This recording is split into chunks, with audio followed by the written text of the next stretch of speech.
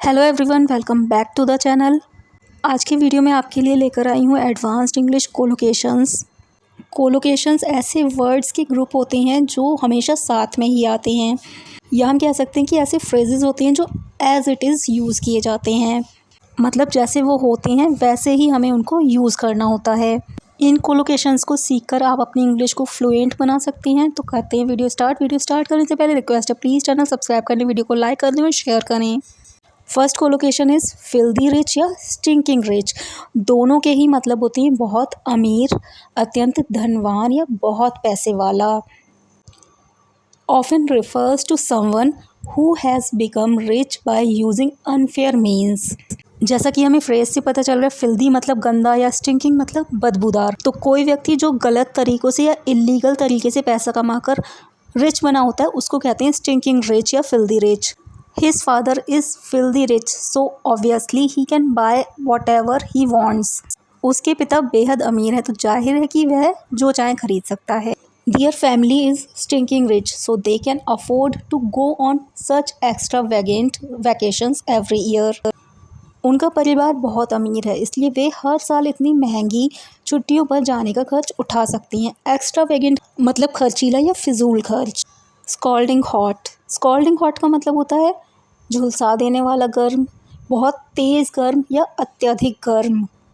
Something that is extremely hot और having a temperature higher than what is comfortable. मतलब इतना ज़्यादा गर्म या इतना ज़्यादा टेम्परेचर जो कम्फर्टेबल ना लगे। Frequently drinking scolding hot T में प्रोड्यूस एसोफेजियल कैंसर।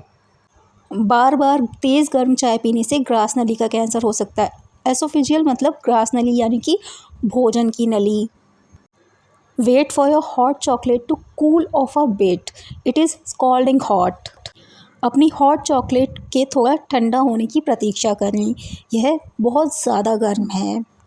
प्रोहिबिटिवली एक्सपेंसिव, इसका मतलब होता है अत्यधिक महंगा या बहुत ज़्यादा महंगा जिसे लोग अफोर्ड ना कर पाएँ।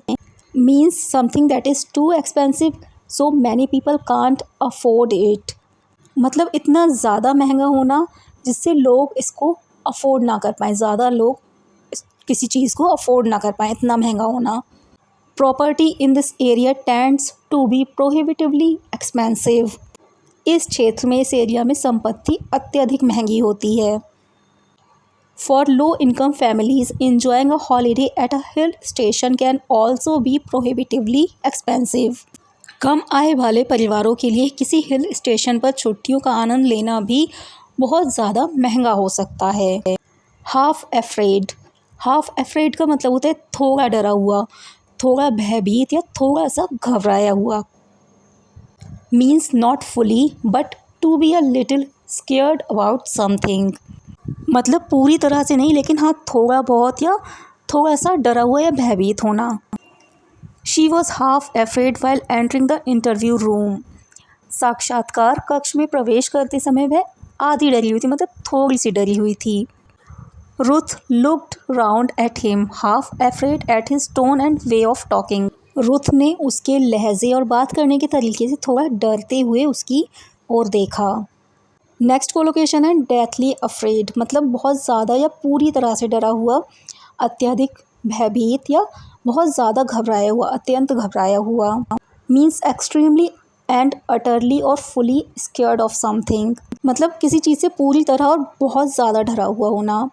For some reason I was deathly afraid of swimming pools, किसी कारण से मुझे स्विमिंग पूल से बहुत डर लगता है, मतलब बहुत ज़्यादा डर लगता है। My sister is a brave girl but still deathly afraid of lizards and cockroaches. मेरी बहन एक बहादुर लड़की है लेकिन फिर भी छिपकलियों और तिलचट्टों से बुरी तरह डरती है। डेथली अफ्रेड की तरह और भी कोलोकेशंस होते हैं जो होते हैं डेथली साइलेंट, डेथली डल, डेथली बोरिंग, डेथली कोल्ड और डेथली टायर्ड। नेक्स्ट है डर्ट चीप का मतलब होता है बहुत सस्ता, मतलब इतना ज़्यादा सस्ता कि जिसको हम बोलते हैं मिट्टी के भाव या कौड़ियों के मोल।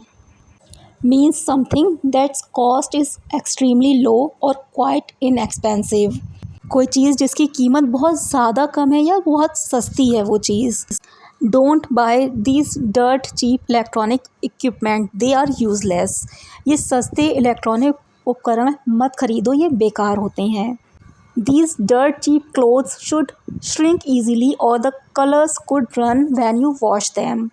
ये मिट्टी के भाव मिलने वाले कपड़े आसानी से सिकुड़ सकती हैं या जब आप इन्हें धोएंगे तो इनका रंग हो सकता है। नेक्स्ट है कलरफुली डिस्क्राइब्ड, मतलब रोचक या रोमांचक तरीके से वर्णित।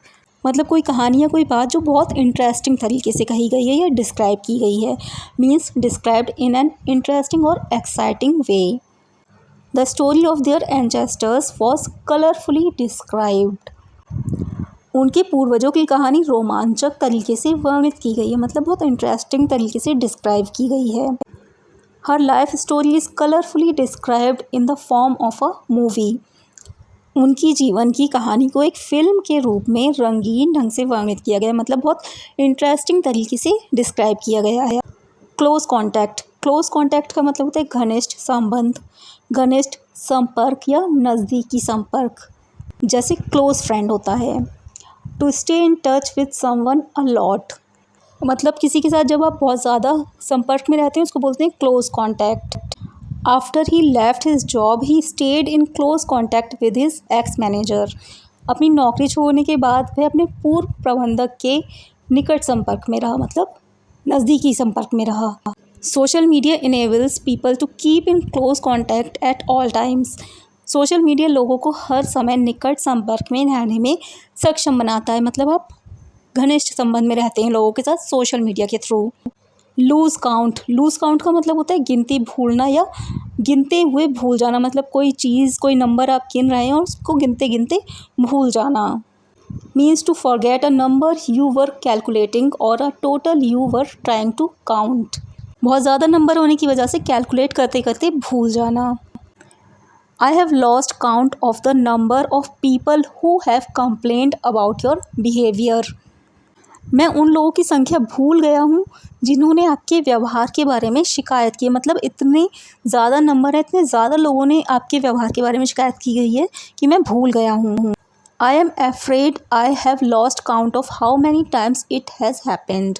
मुझे डर है कि मैं गिनती भूल गया हूँ कि ऐसा कितनी बार हुआ है, मतलब इतने ज़्यादा नंबर है कि मैं भूल गया हूँ। कास्ट डाउट, कास्ट डाउट का मतलब होता है संदेह करना, शक करना या कम विश्वसनीय बनाना, मतलब किसी चीज़ पर कम विश्वास होना।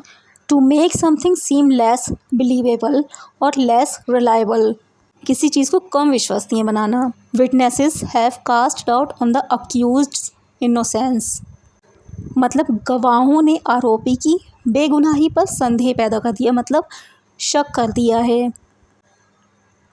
This information we found cast doubt on her story. हमें मिली यह जानकारी उसकी कहानी पर संदेह पैदा करती है, मतलब शक करती है। तो ये थे आज के कोलोकेशंस और आप बोल सकते हैं फ्रेजेस, जिनको अगर आप थोड़ा सा समझ लेते हैं, थोड़ा ध्यान दे लेते हैं तो आपकी वोकैबलरी तो स्ट्रांग होगी, साथ ही आपकी इंग्लिश भी फ्लुएंट होगी। तो अगर वीडियो अच्छी लगी हो तो लाइक शेयर और चैनल को सब्सक्राइब ज़रूर करें।